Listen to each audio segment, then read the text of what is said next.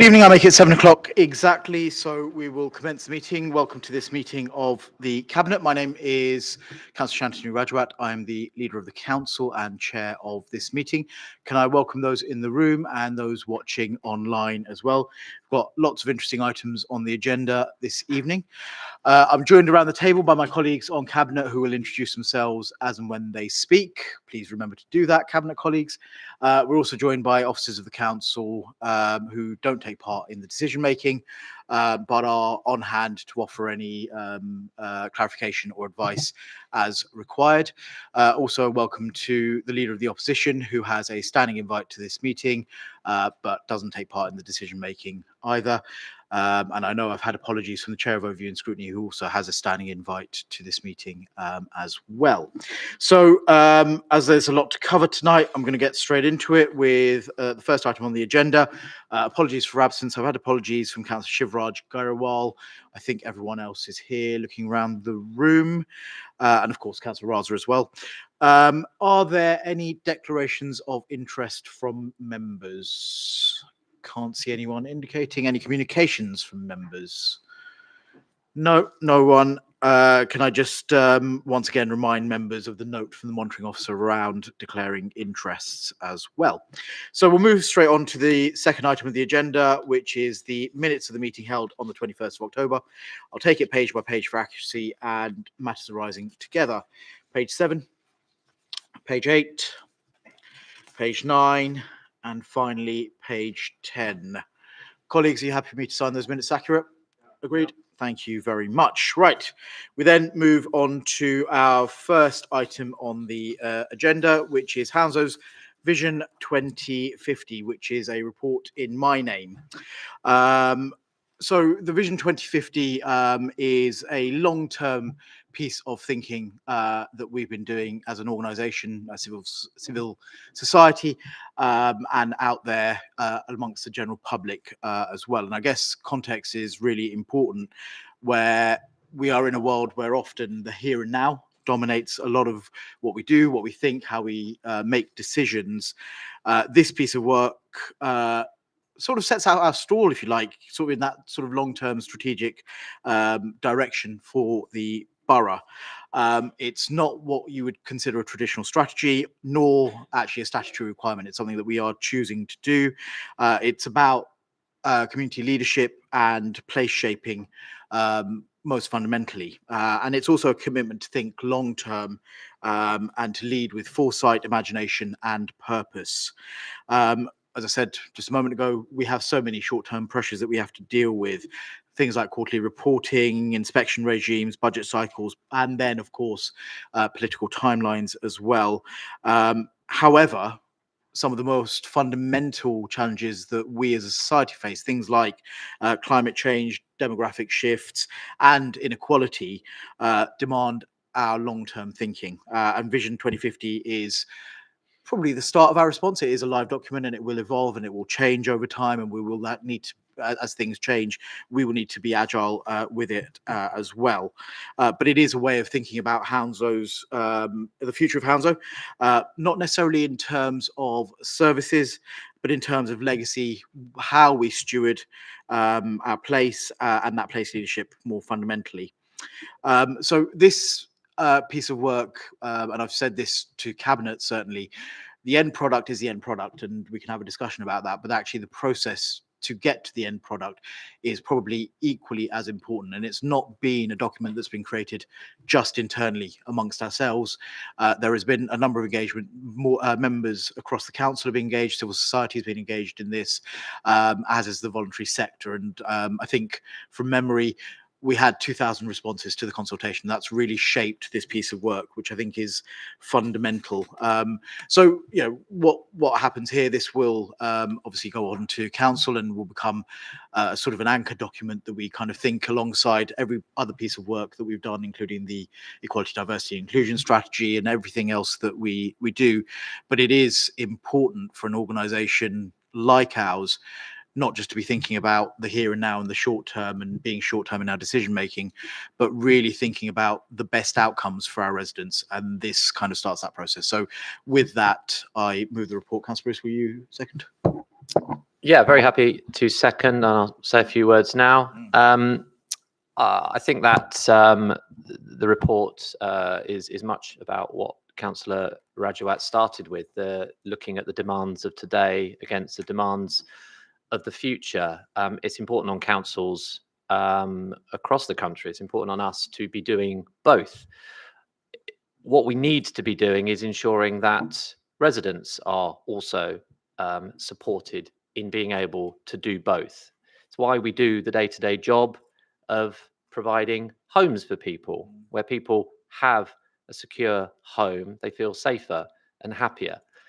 It's why we work to provide jobs, good schools, places where people can go. When those things are in place for people, it stops them worrying about them, and it gives them an opportunity then, and that's our role here, to give them an opportunity to be thinking about other things. And one of those things is, well, what does the future hold? What does the future hold for them? And what does the future hold for the rest of us? So it's important that we do that day to day. It's important we look at the here and now, but it's important we give a sense of structure for what that future might hold and enable people to be able to think about that and look forward to those things. I think there's some really exciting things, actually, and interesting things in this report. It was always good when things like this make you think in a way that you perhaps hadn't done before, thinking about what young people might have talked about, thinking about the future and writing something from that perspective.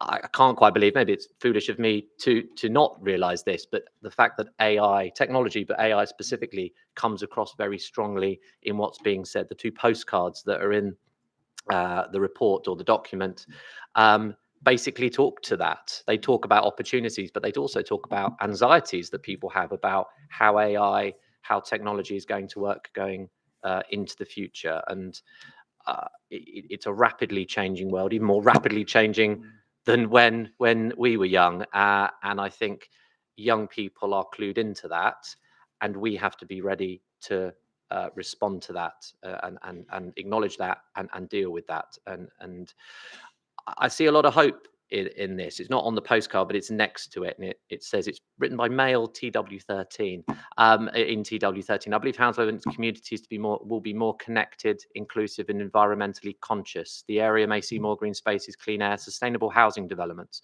Its diverse population will continue to grow, fostering even richer cultural exchanges. It's not my words, someone else's words, and I think that's incredibly powerful, and I wholeheartedly agree with that. There's a long way to go, and there's a lot of work to do, and it's going to take not just the council, but all our partners, all our businesses, and all our residents to sign up to this. So fantastic piece of work, and very happy to second it. Thank you, Councillor Bruce. It's been moved and seconded. It's now open for discussion and debate. Councillor Bath, don't forget to introduce yourself. Yeah. Thank you. Councillor Lily Bath, Cabinet Member for Adult Social Care, Public Health and Social Care Integration. So I found this report very interesting, actually. It was a really interesting read compared to sometimes some of the heavy stuff that we have to go through. We do get bogged down with our day-to-day stuff, and I think sometimes we lose sight of all of the other activities that are not actually statutory duties, but are really important for residents as well. So yeah, I echo everything that you both have said. I mean, it's obviously thinking long term, but it's also it's good governance to do that. And I think it's really important that we keep thinking about what the future might look like. And Stephen actually just reminded me that a child born today in 2025 will be an adult in 2050. So it's just reminding ourselves of these things that, we forget when we do our day-to-day stuff. So yeah, I really enjoyed reading it. I think I'm really pleased that we managed to get such good engagement. And this is not a nice thing to do. I think it's really important to do this. And I'm really glad that we have done it, so we can sit back and reflect about actually what do we need to do, how we need to change, how we need to work to really address a changing. I mean, we haven't got a crystal ball, but we can do a lot of work in terms of what the future might possibly look like. But thank you. Yeah. Thank you, Councillor Bath. Stephen also reminds us that we will be much, much older in 25 years. Anyone else? No, Councillor Thompson. Yeah, I'm not sure I'll be here in 25 years, but yeah, I won't be here. No, I'll be here anyway. But I think no one's going to doubt about the importance of having a long-term plan. I think those of us involved in politics are often accused of short-term thinking and a lack of vision. I also know that when organisations spend a lot of time thinking about their vision and their mission, there is sometimes skepticism out there that we produce these nice-looking documents, but what about the here and now? So actually, we have to reassure people that we're not detached from the reality of the services that we have to provide. We spoke to 2,000 people, and that's not bad. But obviously, there's a lot of people we didn't speak to, and we always have to be thinking about, you know, those who won't engage and don't engage and won't share this vision and won't look forward. Sadly, I think a lot of people do, to the future with a lot of hope, which I think is a real problem we do have. So my question is very simple, I suppose, just to reassure the skeptics out there, because I am inherently skeptical of organisations that do this sort of thing. What's going to happen next? How will this document shape Hounslow? What concrete actions are going to follow? Because as you said, it's a vision. So it's not there's no targets, there's no costing, there's no delivery framework. There are local elections next year, and obviously the political vision will feed into this vision. Just genuine question, what happens next? Thank you, Councillor. I'll take that in summing up if no one else wants to say anything on this report. No. So, you know, to sum up, and it's a very valid question, actually. You know, to your first point around the engagement, I think 2,000 is good, but that does mean that there were many who didn't. And we have to accept, when we consult with people, not everyone will respond to everything, not everyone will engage with everything. I think part of the work that we've done elsewhere in the organisation in terms of the radical overhaul of consultation and engagement is aiming to try and put things out there that will engage someone somewhere, acknowledging that it won't engage everyone everywhere. But it's the insight that comes out from that is really, really important. And that's what's fed into this. We've got to remember, it's not just individuals, it's also civic society and the voluntary sector as well that are fed into this. In terms of sort of concrete actions, I think you know, you're absolutely right to reference the local elections in May 26. This comes at a perfect time in terms of that, because some of the work here will inform whatever that next corporate plan is for the next administration of the council, and this stays a live document. So you would note that we present the state of the borough every year to council. That analyzes some of the data, the wealth of data that we have, that will also feed into this. So this will become a bit of a live document that we can then refer back to alongside other policies that we've got. I referenced the Equality, Diversity and Inclusion strategy in terms of that policy making process going forward. So it may well be that actually if you read this in isolation, and if a resident reads this in isolation, they may not understand it, but a lot of the learning from this will feed into other policies as well. So it's very much live in that respect. And I think that's the beauty of it, actually. Right, we will move on to the vote because no one else is indicating to speak on this. So the recommendations are on page 11. Agree and then refer this on to Borough Council for further discussion and noting. Can I see all those in favour? That is unanimously carried. Thank you very much, colleagues. Right, we now move on to the West London Waste Plan Refresh. Item 4, Councillor Bruce. Yes, I didn't introduce myself. Councillor Bruce, Deputy Leader of the Council, Cabinet Member for Assets, Regeneration and Development. Councillor Bath started her last section by saying, isn't it disappointing? You know, sometimes we have to deal with very technical heavy reports, and that wasn't one. Sadly, Councillor Bath, this is one, but I'll try and make it as exciting as possible. So the West London Waste Plan is not our plan alone. This is a plan constructed jointly by 7 waste planning authorities, which is the local authority of Brent, Ealing, Harrow, Hillingdon, Hounslow, Richmond upon Thames, and also the OPDC, the Old Oak Common and Park Royal Development Corporation. It's important that we have a waste plan. It essentially is the waste plan similar to the planning and jobs creation of the local plan, and it follows basically the same pattern of a consultation, a publication of that draft report, and back out to consultation later. And this is the beginning of that consultative process. Trying to say that carefully. This is the beginning of that process, where the draft plan agreed by all those authorities go out to consultation for people to have their comments on, and we will come back later next year. It will be brought back later next year for us to look at those comments, agree the next stage of the draft, and go out to that final Reg 19 consultation.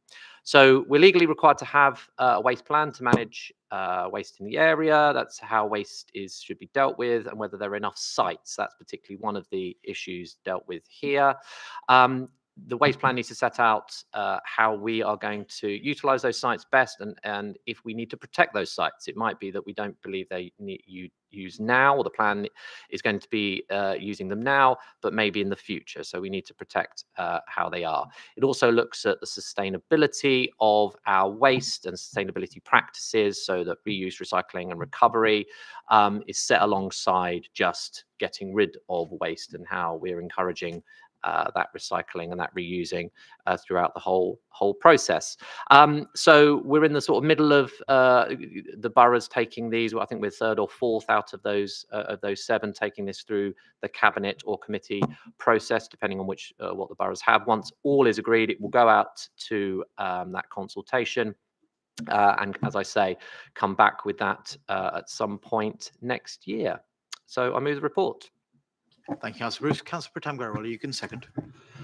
Thank you, Leader. I'm Councillor Pritam Grewal, Lead Member for Community Safety, Enforcement and Customer Service. Leader, I'm happy to second the report, and it's on my right to speak. Thank you, Councillor Grewal. Right, it's been moved and seconded. It's now open for discussion and debate. Anybody indicating? I think it's a fairly straightforward report, actually. If there's no one indicating, then I'll move straight to the vote on this, unless there's anything you want to say, Councillor Grewal, second. No, okay. So the recommendations on this are on page 56, 1 to 4. Can I see all those in favour? That is carried. Thank you very much. Right, we now move to agenda item 5, which is the final housing strategy for 25 to 30. Councillor Sampson. Thank you, Leader. Councillor Sue Sampson, Cabinet Member for Homelessness and Housing and Homelessness. The draft housing, the final housing strategy 2025 to 2030 for approval here this evening. And I'd just like to say a few words. I'm pleased to introduce this final housing strategy. It's taken a while to get there, but we're there. The strategy directly supports the objectives of the Livable Hounslow and contributes to the broader aims of the corporate plan. The case for this was set out in a report on the draft housing strategy 25 to 30, which was approved by Cabinet in April 25.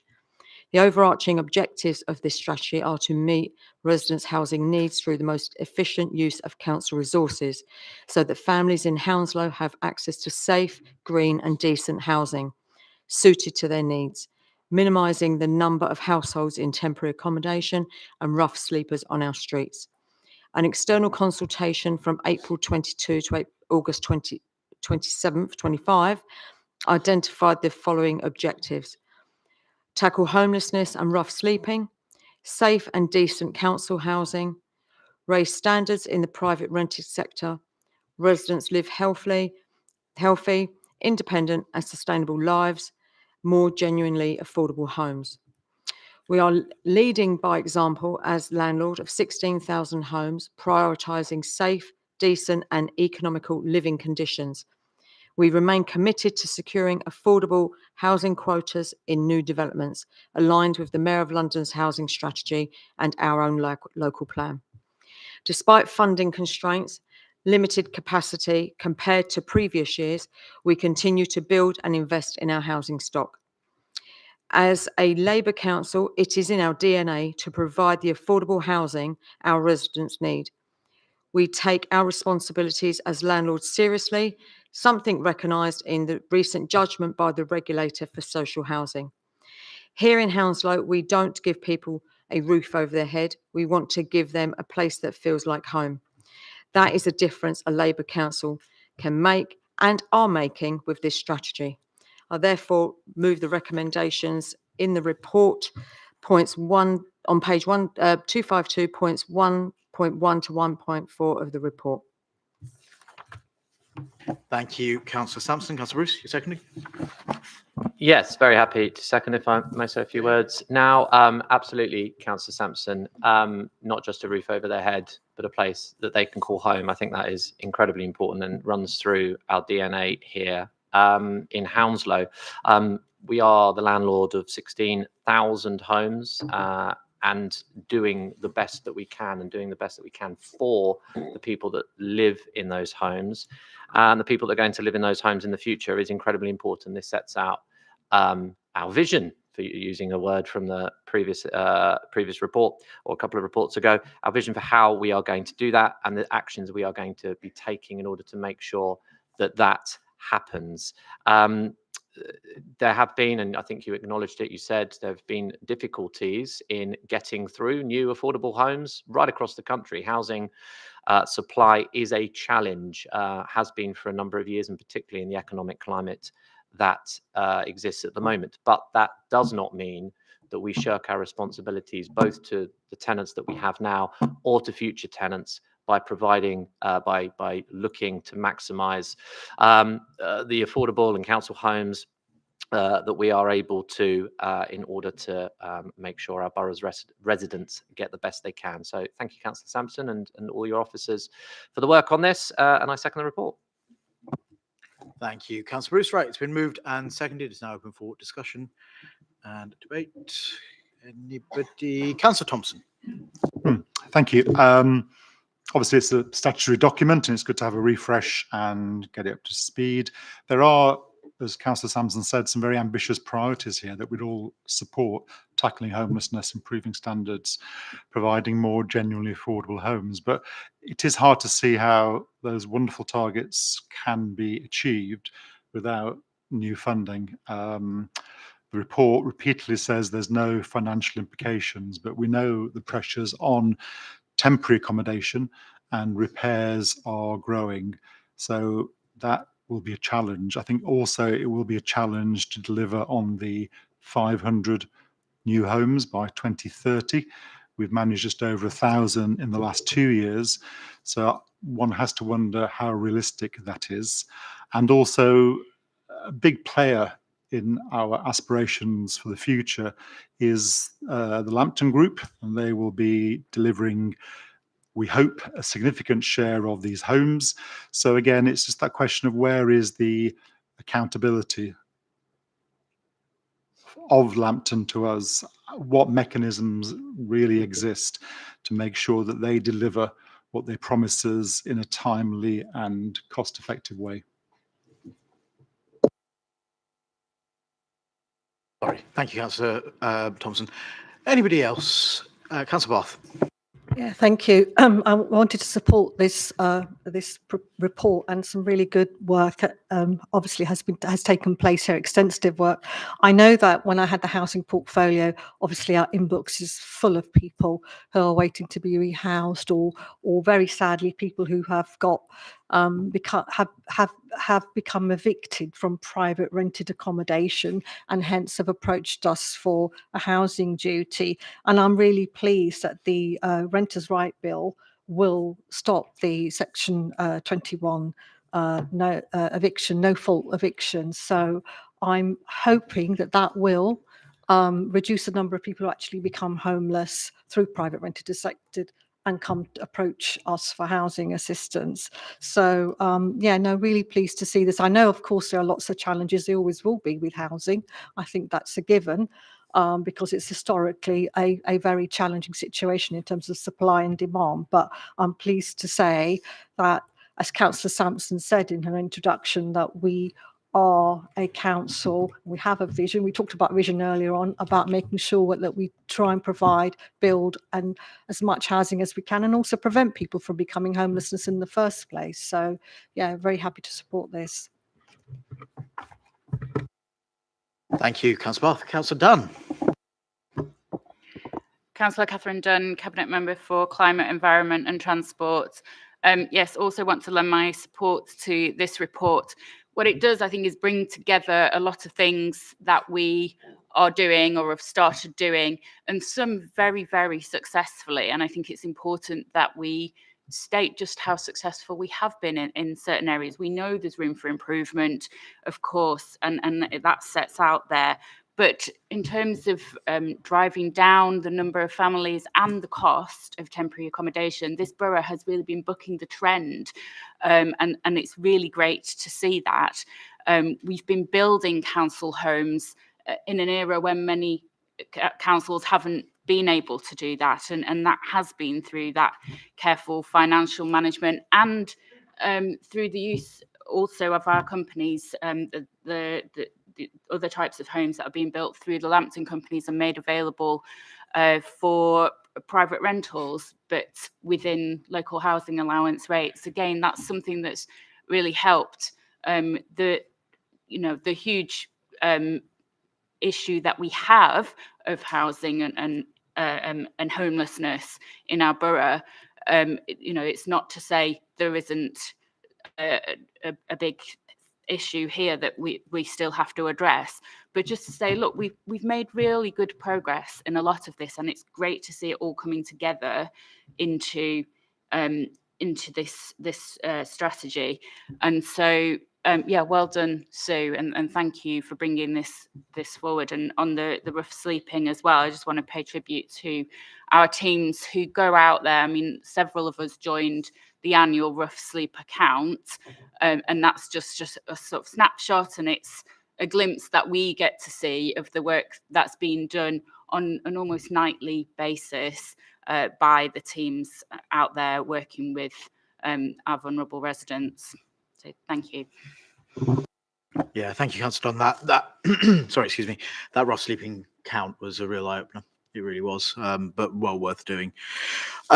So I will say a few words, and probably, Councillor Thompson, if you don't mind, respond to a couple of the points that you made, and Councillor Sampson, you can pick up in something else if you so wish. I think, to your point, absolutely right. It is ambitious as a housing target, and everything we've done is ambitious. In fact, we're so ambitious that we named our corporate plan "Ambitious for Housing," and that's completely unapologetic. But I think we have to look back a little bit in order to look forward, and we know that the economic context is really, really difficult. Inflation has been very, very high. Costs have been very, very high, and we're not immune to that. Do I think that will remain that way? I don't. I think the economy will improve, and it needs to improve, and that will give us headroom in terms of meeting that ambition. What we will never say is that we can do everything on our own. And, this comes back to the Vision 2050 point that we made earlier. A lot of what we do is convening partners and working with partners. And I would reference things like the Business Case for Growth, as well as Opportunity Hounslow, which not only talks about sites specifically, but also in terms of the quality of the partnerships that we hold in the borough with businesses, with developers that want to come to the table and have conversations with us and move things forward. You only need to look at what's potentially coming through at planning committee in the next couple of months to see that actually progress is being made. Those partnerships are bearing fruit, and ultimately they will have an impact on the housing strategy and those houses that will come forward for residents within this borough. You're absolutely right to mention Lambton. I'm not going to shirk away from Lambton. They are facing the same problems at the moment. We know that there is a new business plan due very early in 2026, which will sort of talk about the forward view around development as well. But in terms of holding that to account, you will be aware that Cabinet holds Lambton to account through the shareholder committee, which I chair. But all of that is very transparent. You see it in the Treasury Management Report, which I'm sure we'll discuss in a little while. Reports go to full council, and all of that is open. But in the background, what we are really clear about is that the values and the ambition in this and every strategy tackles that structural inequality, which is absolutely the right thing to do, and provides much needed housing for residents. And we will deliver on that at any cost through Lambton, through ourselves, and through our partnerships as well. So I can't see anyone else indicating on this. So Councillor Sampson, do you want to sum up? No, you all right? Okay. Okay. Recommendations are on page 252, 1.1 to 1.4. Can I see all those in favour? That is carried unanimously. Thank you very much. Councillor Sampson, you can't relax just yet. The next item is also yours. Housing Assistance Policy Disabled Facilities Grant. Thank you, Leader. Yes, so I'm bringing before you now the draft Housing Assistance Policy 2025. Three policies, actually, the Disabled Facilities Grant and the Draft Housing Aids and Adaptations Policy 2025-30. Okay, so we have a statutory duty under the Housing Grants, Construction and Regeneration Act 1996 to provide disabled facilities grant and to publish any discretionary grants under a housing assistance policy. Our housing policy is outdated and offers only limited discretionary support. This new approach strengthens support for disabled and vulnerable residents, ensuring fairness, consistency and dignity. These policies will define clear areas of operation and service capability, introduce additional services distinguishing between minor and major adaptations, improve flexibility in staffing and responsiveness to need, support better planning and support better planning and delivery of services, reduce financial pressure on the council and adult social care, enable faster hospital discharges and low-level needs assessments, increase efficiency and sustainability in disabled facilities grant spending, establish a fair and consistent framework for adaptations across all tenures. This strategy reflects the government's ambition to help more people live independently and healthily at home, avoiding unnecessary hospital stays or premature moves into residential care. By introducing additional discretionary grants tailored to local needs, we will give residents the independence and safety they deserve. This is about more than compliance. It is about giving people not just a roof over their head, but a home that meets their needs. That is the difference we are making with this policy.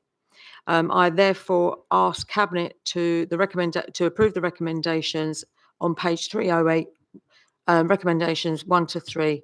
I ask Cabinet for approval for those three policies. Thank you. Thank you, Councillor Sampson. Councillor Bath, are you seconding? Yeah, thank you. I'd be very pleased to second this, and I'll say a few words now, if that's okay. So, as Councillor Sampson said, our current housing policy around this area of providing grants, disabled facilities grants, is quite outdated and a little bit inflexible, which basically means that a lot of people are probably either not applying or missing out because of the current sort of inflexibility. And what obviously we want to do is to support as many people as possible to live safely in their homes. We were just talking the previous item around housing and homelessness. If you've got people living in a property which needs to be adapted for their needs, then obviously we want to support them so that they remain safely in their property.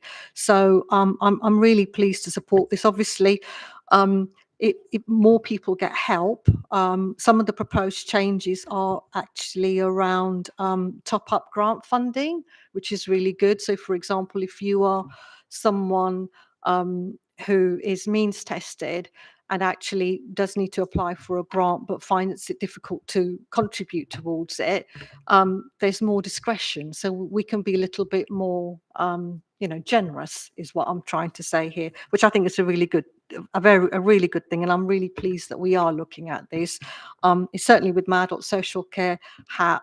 We want to keep people at home as much as possible healthy. We don't want them to go into hospital. And obviously, we don't want people to end up receiving services before they absolutely need to. So I'm really happy to second this and thank Councillor Sampson for bringing this. Thank you. Thank you, Councillor Bath. Right, it's been moved and seconded. It's now open for discussion and debate. I think this is actually a very positive report, so I can't see anyone indicating, so I'll move straight to the vote then, which is recommendations are on page 308, 1 to 3. Can I see all those in favour? That is carried unanimously. Thank you very much. Right, two reports from me. I'm apologise.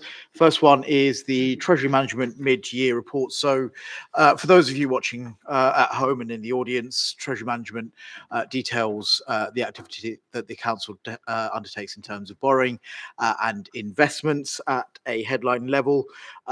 This is set at the budget every year in our Treasury Management strategy, and this mid-year report reports back on how we are doing against the strategy that was set.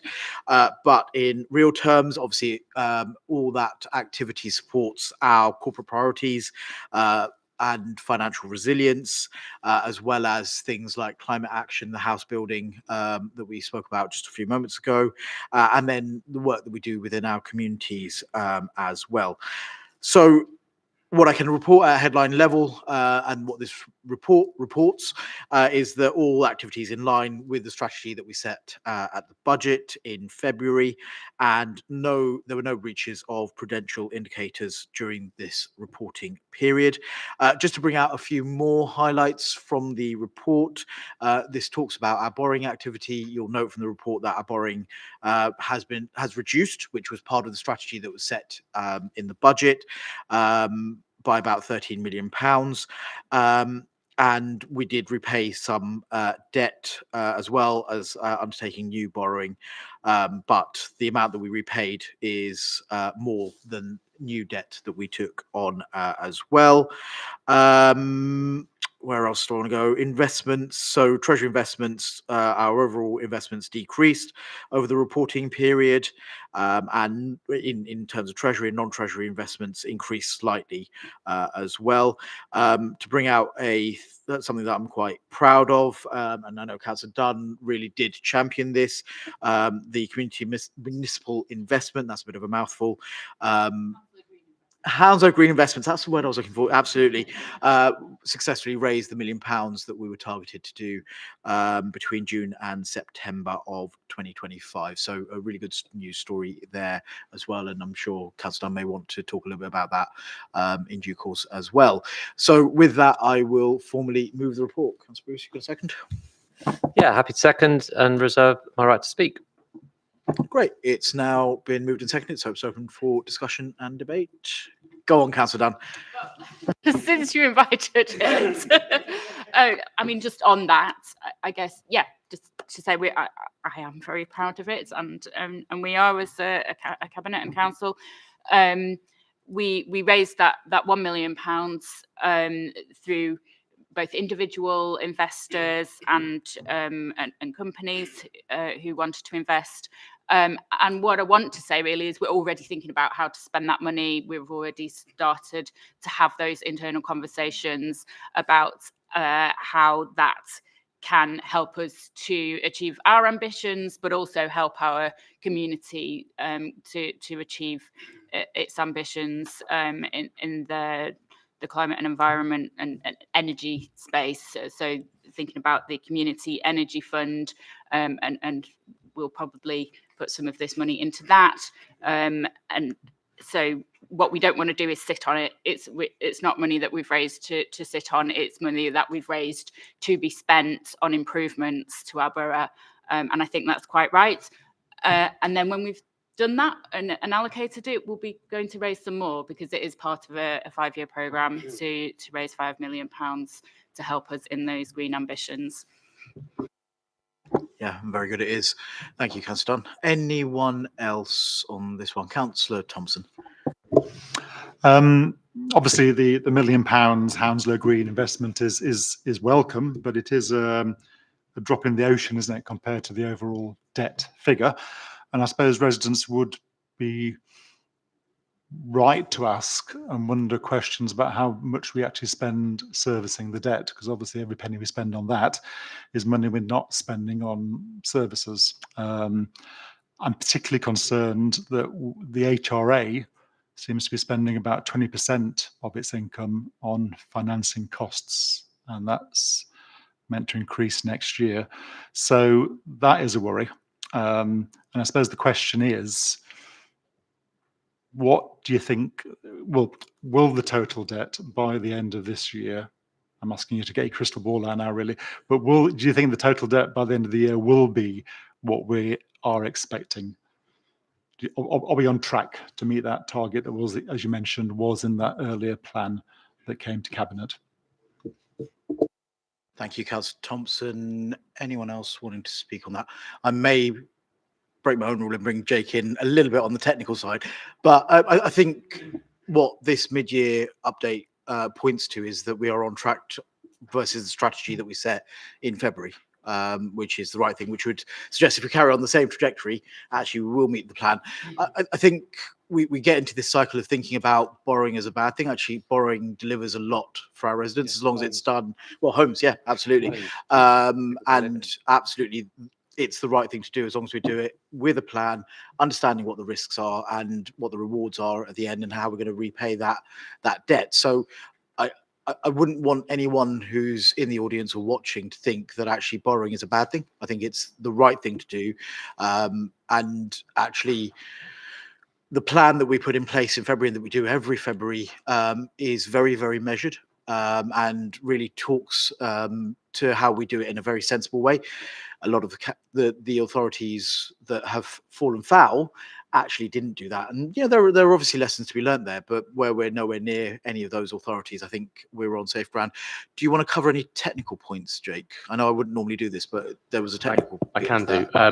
So, as you've pointed out, Jake Backus, Executive Director of Finance and Resources, by the way.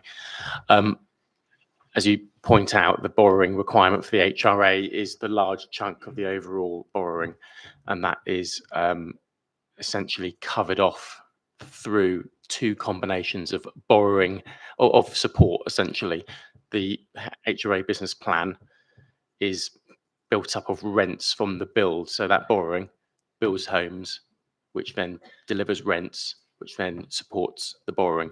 And that is ultimately the fundamental aspect of how an HRA business plan works.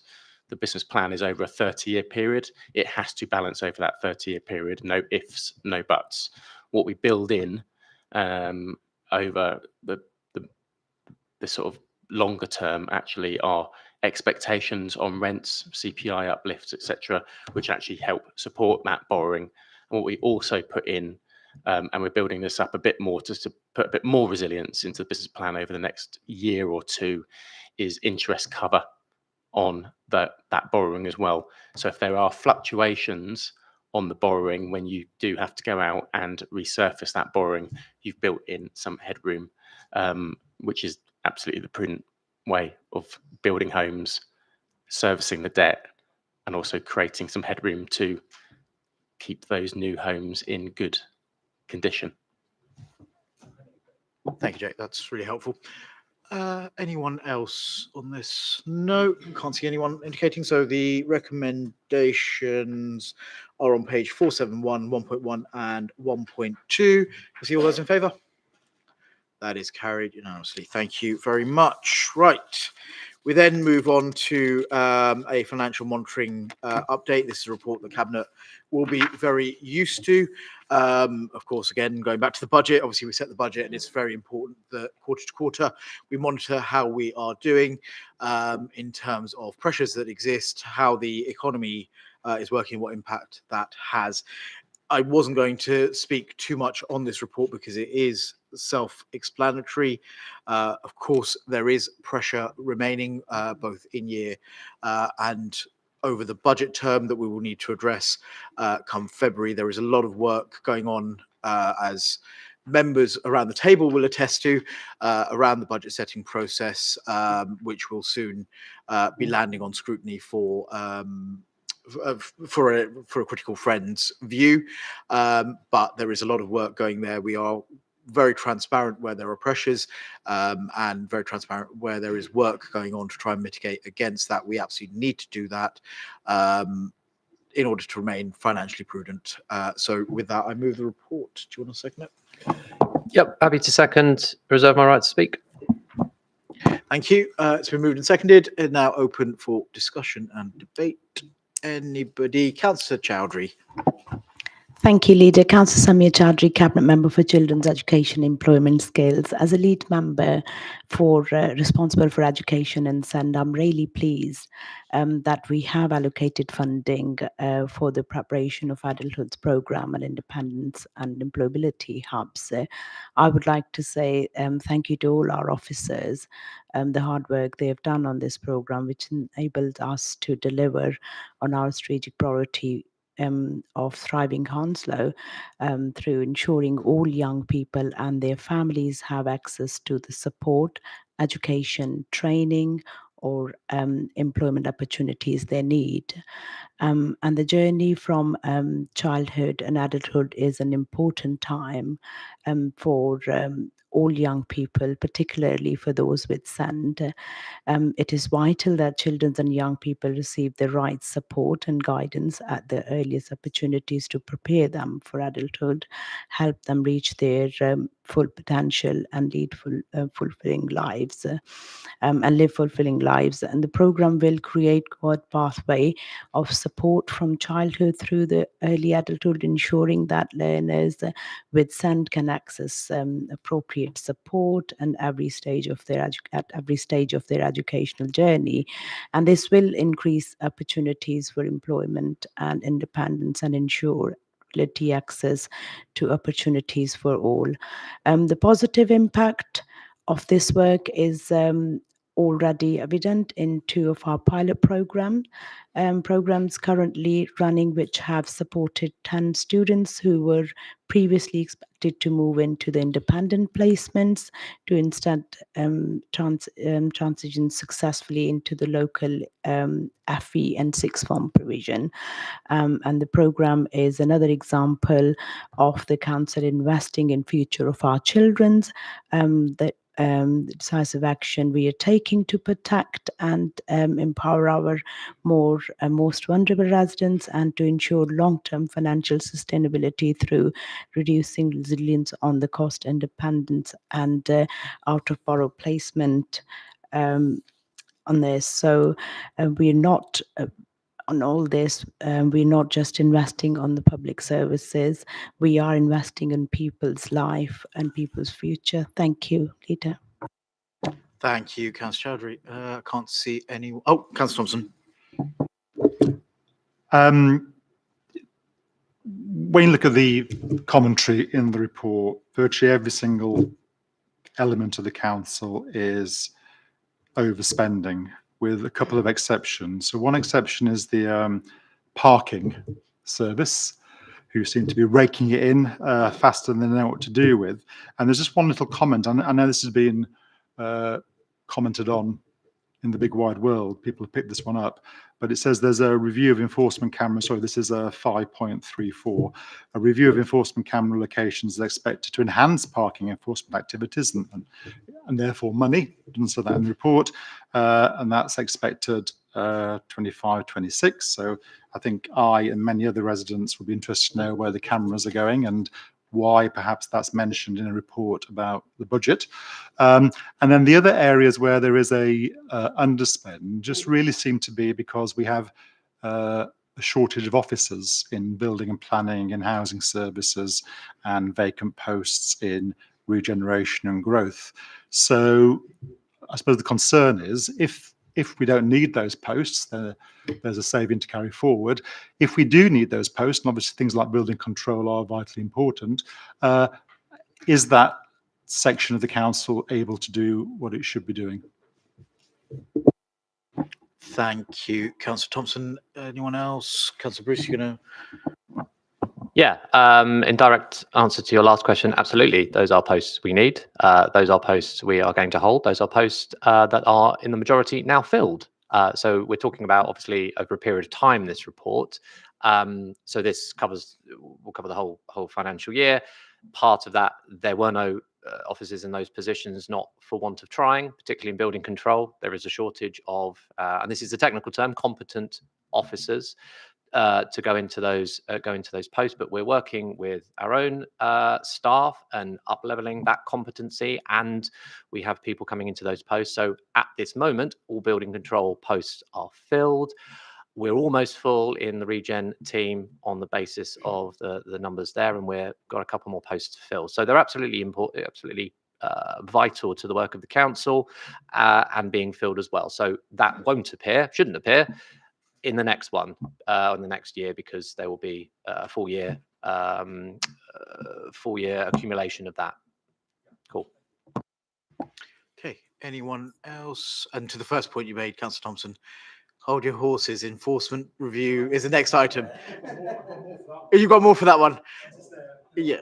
Well, so we've got to acknowledge part of this is, you know, how the council's doing, but also part of what we do is generating income as well, and that needs to be reported, and that's why it appears in this report.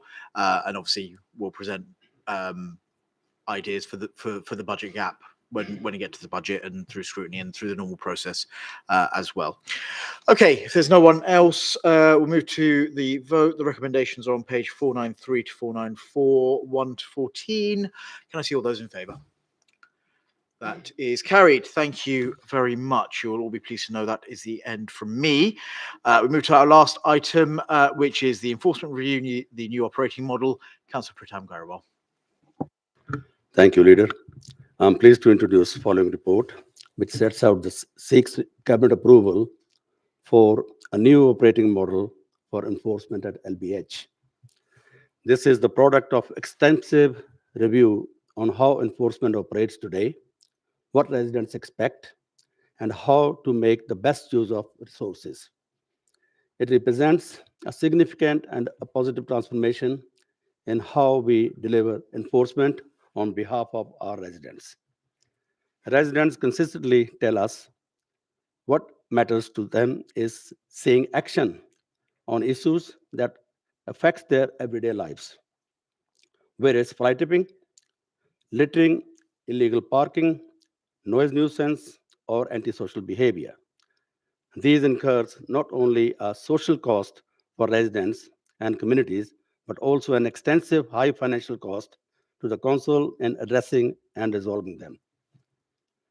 By adopting this new approach, we will be taking a clear stand for fairness, responsibility, and pride in our borough. We will ensure that those who respect our shared spaces feel supported, and those who do not face appropriate consequences.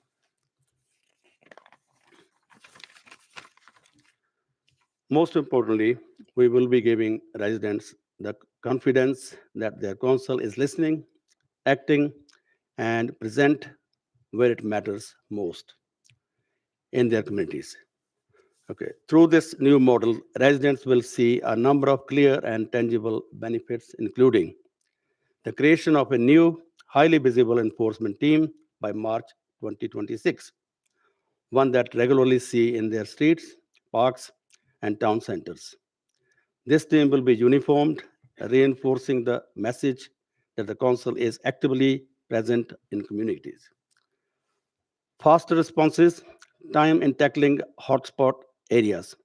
By being out and about on foot, on bikes, or on a patrol vehicles, officers will be able to identify and address issues early before they escalate and able to target known hotspot areas. More patrolling and engagement, visibility matters. Our enforcement officers will not only be enforcing the rules, but also engaging with the residents, listening to concerns, and working with partners such as police, housing associations, and community groups. A productive area-based approach will also allow officers to build stronger local knowledge and relationship. They will become familiar faces in the community, understanding the particular issues and priorities of each neighborhood. Better use of technology will make it easier to report, track, and resolve issues quickly, reducing administrative delays. Better use and performance from new and strengthened contracts for parking and environmental enforcement will ensure high-quality, cost-effective delivery. To date, the work has been delivered well within the budget allocated, and this underspent will be put forward toward the cost of the remainder of the work. Finally, would just draw your attention to the supplementary agenda item, which sets out amendment to the recommendation 2 in this report.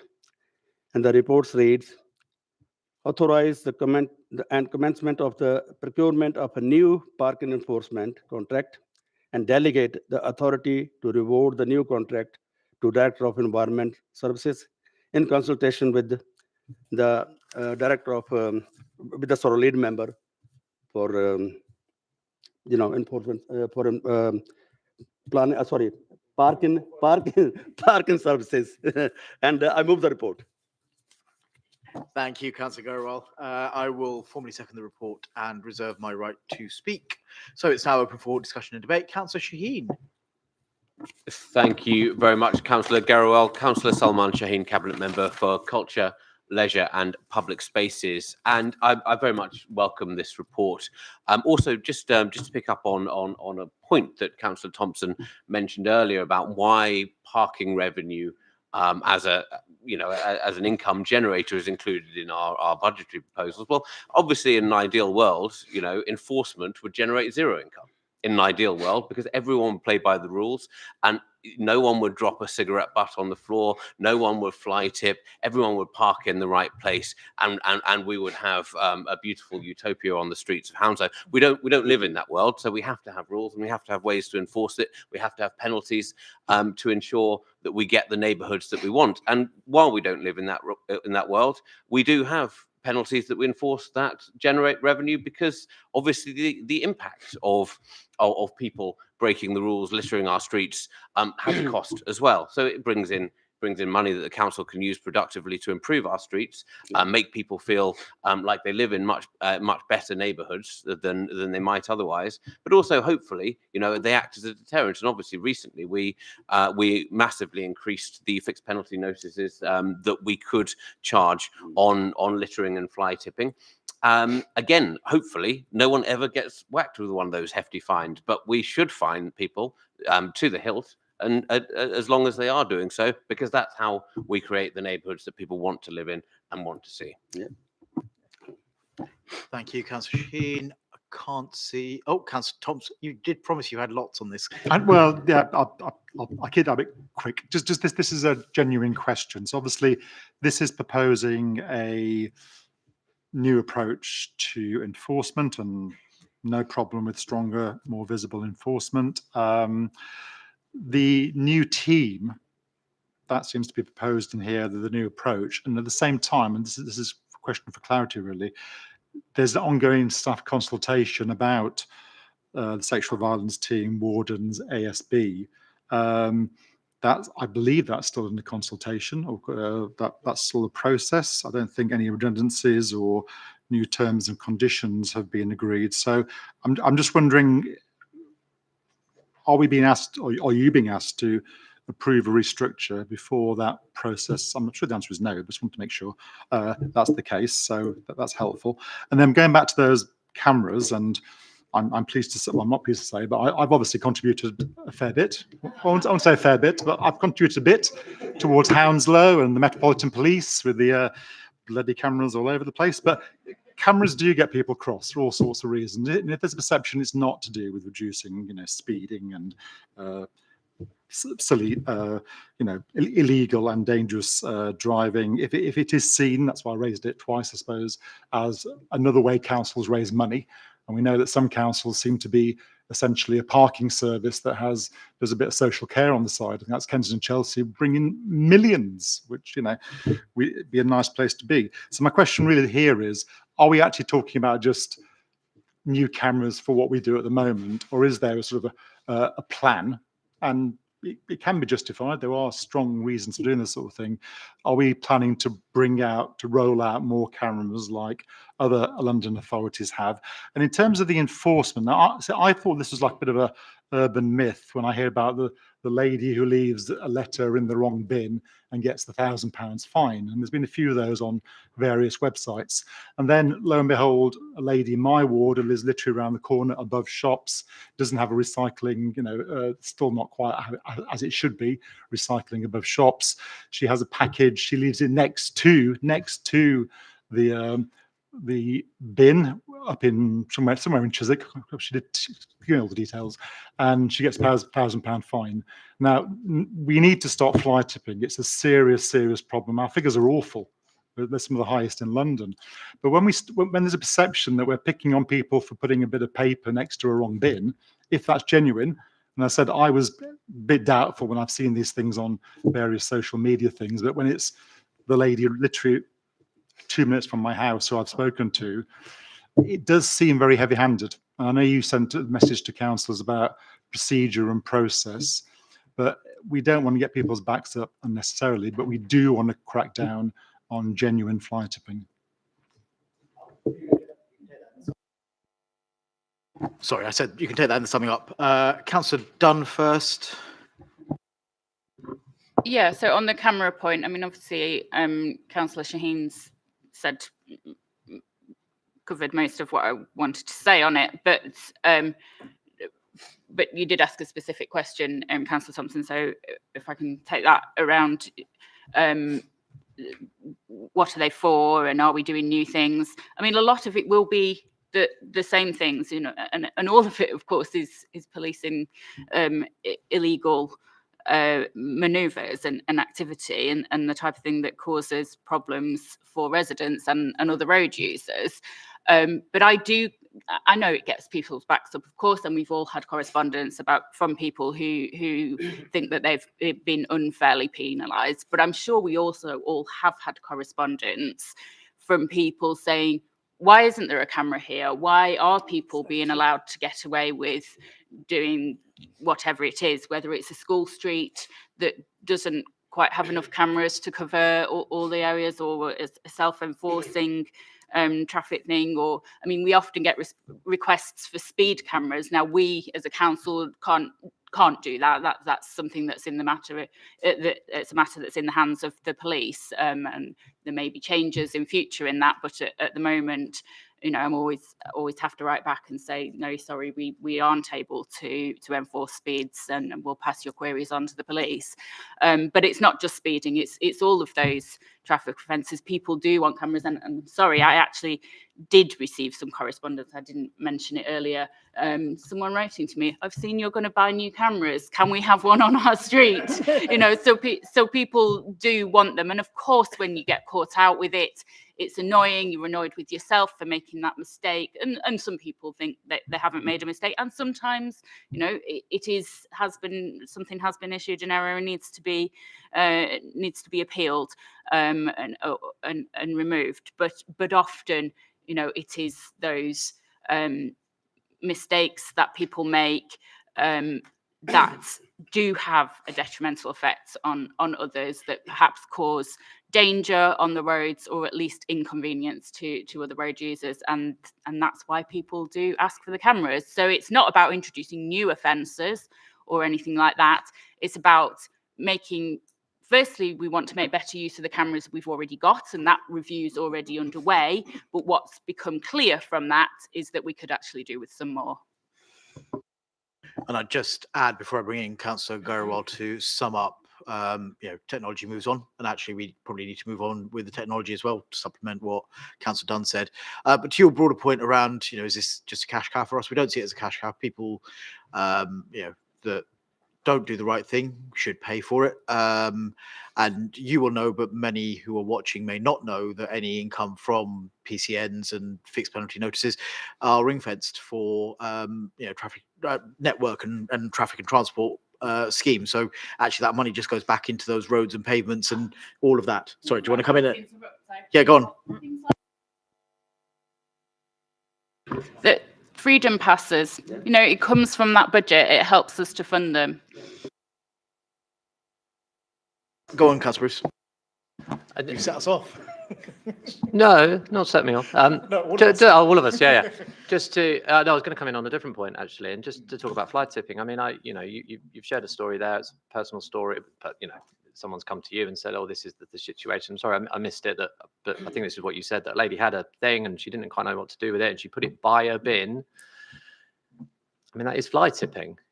And I feel, you know, I've had conversations with people about not recently about, but similar sort of circumstance. And I do understand what you're saying. You know, we can all have that sort of grey area. But a colleague of yours, Councillor Mashiso, in Borough Council, brought up, and whether people subscribe to this or not, the broken window theory about we do one thing. Where do we draw the line? Is it should she be allowed one box, but two boxes is too many? 3, 4? Do other people join in? I would say, you know, this is something that you do criticize us for, and this is the way that we're looking at one of the measures. We're looking at trying to deal with it and saying we don't accept it. We disagree with you because we don't accept it. We never have, and we don't. And whatever measures we can put in, we do. I do appreciate what you're saying. I'm not unsympathetic to that lady and other people who've been in the same circumstance. But I think to the point that Councillor Dunn made about, you know, traffic cameras and the various things, it's the same on this. It's people saying you don't do enough. Well, we are doing what we can to ensure that, as Councillor Shaheen says, this borough runs the best it can, and that people who play by the rules, you know, get the quality of life that they deserve. On that note, Councillor Gurrow, would you like to sum up? Well, most of the things I was going to say has been already said by Councillor Toombrose. And yes, Peter, the cases you're talking about, I had emails on every single case, and every single case has been reviewed. I asked the officer to look at it again, and I was told APCOA was right every time, find them. Like Councillor Tom Bruce said, we have to draw a line somewhere. So fly tipping is fly tipping. And that's the only way I think we can. We're trying to teach people as well. The new model, when it comes, one of the things is we're training our staff to teach people, make them aware that this is illegal. So hence, that's the case. And about cameras, I think Catherine has done very nicely. And one of the options there is we might bring the cameras in-house as well and improve the capacity. Thank you, Councillor Gurrow. Right, so I'm going to move to the vote, but just some housekeeping first.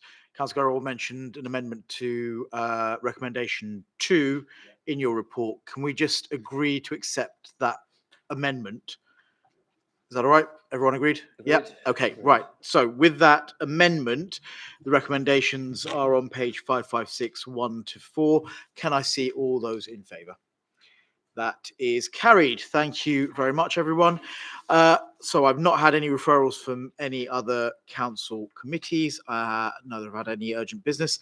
Our next meeting is Tuesday, the 16th of December here.